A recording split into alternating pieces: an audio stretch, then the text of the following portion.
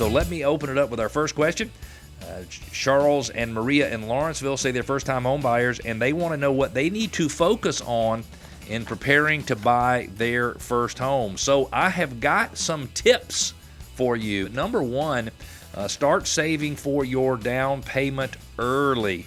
If you think you need 2% or 3% or whatever it is, make sure you start saving today so you can save that money as quickly as possible. Number two, explore your down payment and your mortgage options. As we mentioned, you've got VA loans, USDA loans, FHA loans, and conventional mortgage loans. Down payments can go anywhere from 0 to 3% on conventional mortgages and 3.5% on FHA loans. You don't have to have the typical 20% down that most people so often think you have to have. Number three, make sure you research any state and local assistance programs.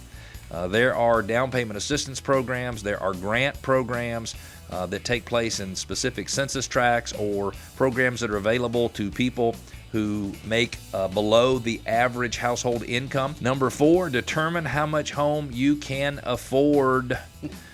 Don't just assume you can buy a $400,000 home.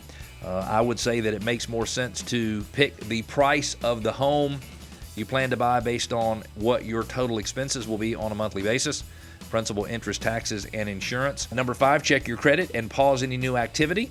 So make sure you understand exactly what your credit score is, where you are from a credit standpoint, and then don't open any new accounts or have any new credit inquiries or anything like that as you prepare to buy your first home. You definitely want to compare mortgage rates. You want to compare interest rate and closing cost.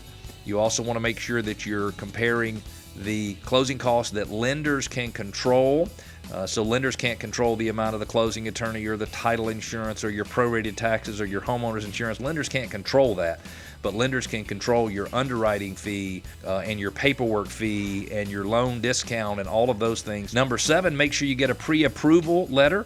I think that's very important when you get started to buy. I find sometimes buyers' agents will let buyers go out and look at homes that a buyer finds a home they absolutely love, and they get ready to make an offer, and they don't have any information they need in order to justify and support the fact that they can pay for the house.